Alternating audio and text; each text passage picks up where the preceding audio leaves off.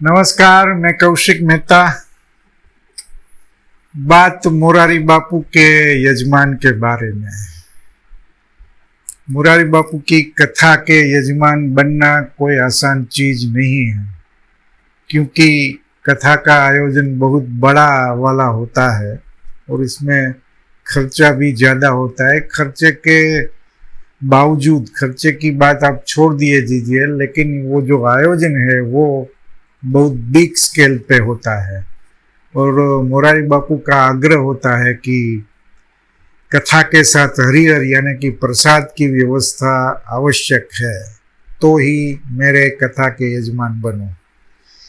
यजमानी आसान तो नहीं है। यजमान एक तरह से यज्ञ करनार भी है और स्वप्रसिद्धि या तो हम के संतोष के लिए ये यजमानी नहीं है होती है।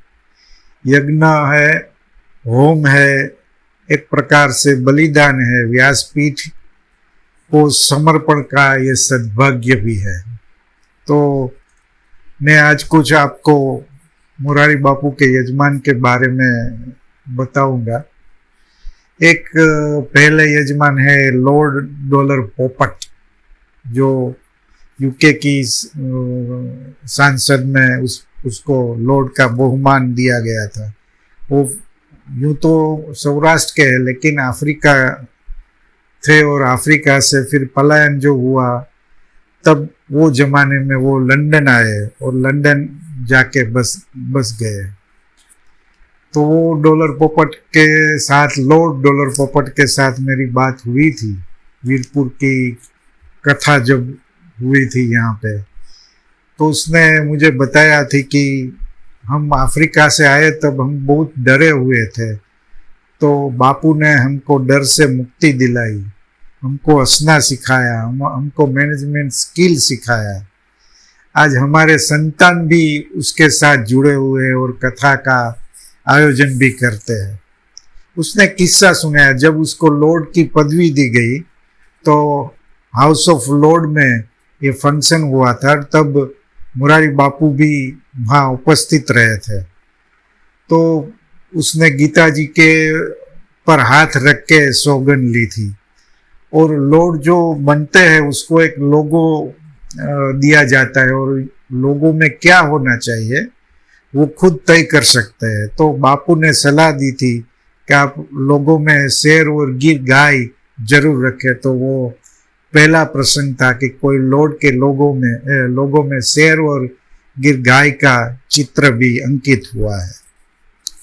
लंदन के ही एक रमेश सद्दे, वो भी सौराष्ट्र से ताल्लुकात रखते हैं, वो भी अफ्रीका से लंदन आए थे। वो तो बहुत भावुक हो जाता है।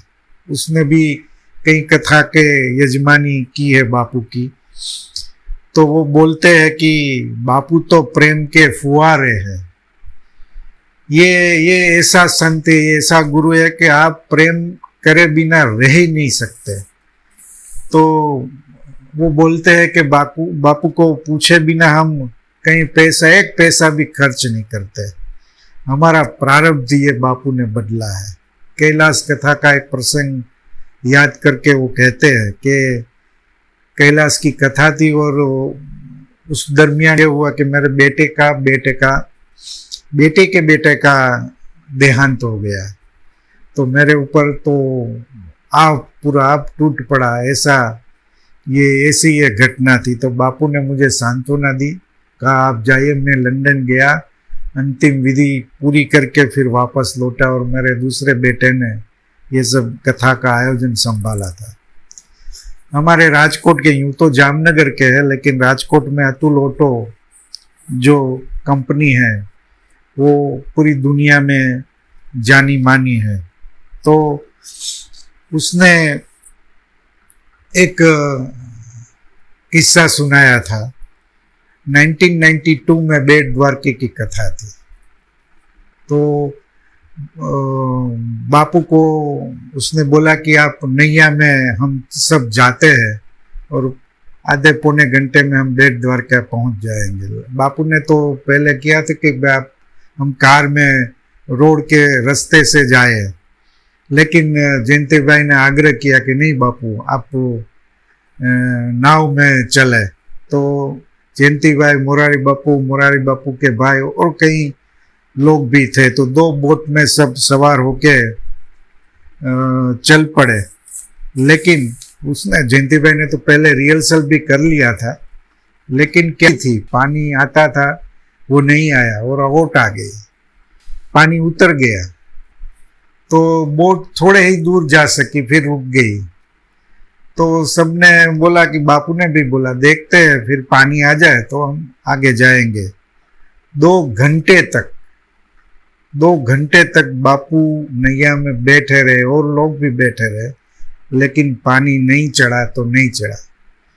फिर वो वापस आ गए, लेकिन जयंती भाई बोलते बापू ने एक शब्द नहीं बोला, थोड़ा भी गुस्सा नहीं किया, उसके चेहरे की लकीर में थोड़ा सा भी बदलाव नहीं हुआ।